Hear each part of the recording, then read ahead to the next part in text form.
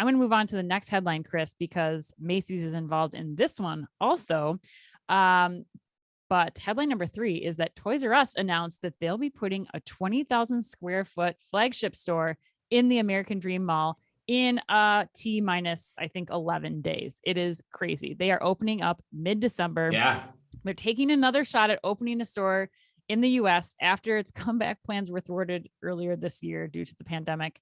They are still fulfilling orders through Macy's.com. But this store will be a unique experiential store done by the parent company WHP Global. It's 2 levels. It's going to have a Jeffrey's Cafe. It's going to have ice cream. It's going to have all these things. It's located right next to Nickelodeon Universe in the American Dream Mega Mall.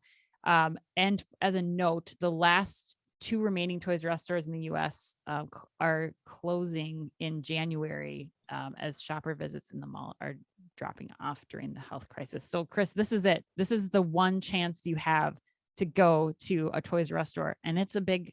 It's a big one. Yeah, it's a big one. I don't know. I'm kind of mixed on this. Move. I think you might like this move a little bit more than I do, but my thoughts are okay, kind of makes sense. 20,000 square feet. That's big. It's big, so you're making what sounds to me like kind of a flagship outpost in American Dream Mall to highlight the brand. I guess that's cool. It can potentially work, especially given the location. But, I start hearing things like cafes and stuff, and like automatically my alarm bells start ringing. But Yehuda, name drop, the guy, the CEO of WHP, is a really smart guy. I've talked to him a few times, knows what he's doing. So I'm curious to see where this goes next. But I was talking to somebody this week and the conversation was really interesting to me. Someone brought up to me that they think the next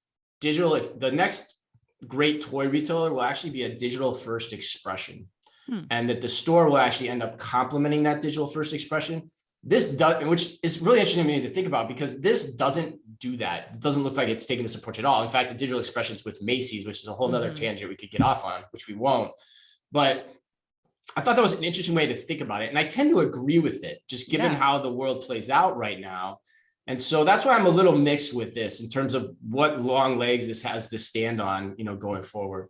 Yeah, I mean, Chris, you're kind of hitting on where the challenges arise for me. It's like, do kids these days even know Toys R Us? Like, is that even a thing? Right. Do they know Jeffrey? Do they know all of the allure of Toys R Us that maybe kids who are in their teens and early 20s right now? I think that's like a light bulb moment for me, really, because it hits on what we talked about last week with, YouTube and people like starting to shop and be interested in things on YouTube first and then going into the store. Stranger Things just opened a store in LA where they're doing the same thing, where it's digital first, where are you having these experiences, and then you create a store or an in-person experience out of it.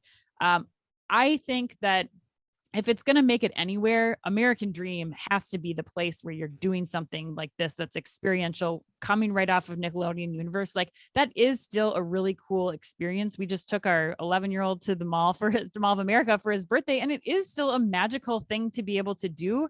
It's just, can Toys R Us and that product assortment work the right angles to make that an experience that is going to draw families and draw kids the way that they're planning on doing it?